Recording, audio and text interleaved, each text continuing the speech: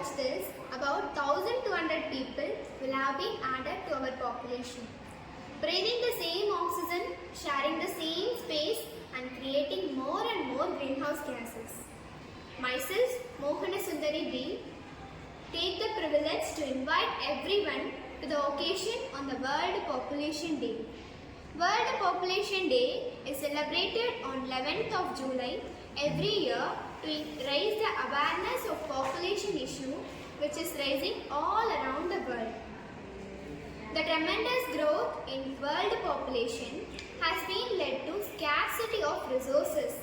But when children are taught to contribute to the resources, and this can only be happen by increased population, which is good for economical benefit. Do you think population must be controlled? What will be the number of humans who can live on earth if it is limited? Are we getting close to that number? Here we have our students to have a discussion on whether population increase is boon or bane for India. It's Ponmani from grade 9. Myself, Janice Jessica from grade 9. It's me, Sanjushri from grade 9B. I'm K. Chaurulata from grade 9. I introduce myself from Bhuvanesh from grade 9B. I address myself as S.S. Kumulasan from grade 9B. So, what is your understanding of overpopulation? It is defined by the carrying capacity, which basically means the number of individuals or ecosystems resources like water, food, space sustain indefinite. But the demographers have got it consistently wrong, because the carrying capacity of Earth is only 4 billion. But today we are feeding almost 7 billion population. This is because we supplemented natural resources with technological resources, so we can able to sustain the population. Let's start from the beginning.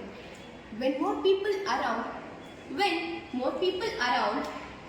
meant security in an unsecure world. In our Indian subcontinent, for example, Chanakya, the great philosopher, suggested that widows should quickly get a new husband. During the Mughal period, they supported and celebrated the high population because they believed that high people and more people can work in a farm and produce more food. As per the record, during 19th century, India had around 200 million population, and in 1941 it was around 389 million, and now it was around 1.4 billion. As compared to past, the population is increasing, but yet the population rate remains decreasing. Large population can stimulate economic activities like goods and services, demands and consumption, and large labor force. Countries like India and China are facing economic growth partially due to the population and innovation and creativity. And the people, different population has different ideas, talents and skill. Silicon Valley in USA is a best example of innovation and entrepreneurship. If population increase, human capital increases, which make innovation and development. Without enough people, we have fewer problems to solve. The country remains underdeveloped. Albert Einstein once said, "In the middle of difficulties lies opportunities."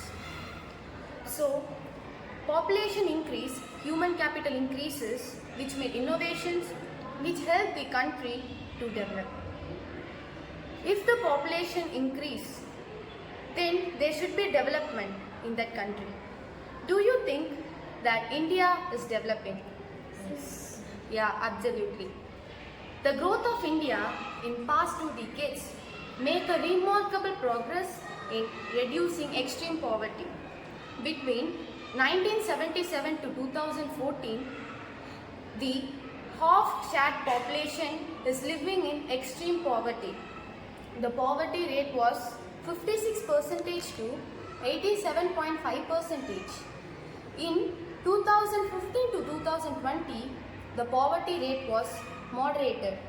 It is 25 to 35.6%. But in 2021 to 2023, the poverty rate was extremely reduced. It was 7.6%. You can see the huge difference from 1977 to 2023. This is because the population growth. When the population increase, the human capital increase.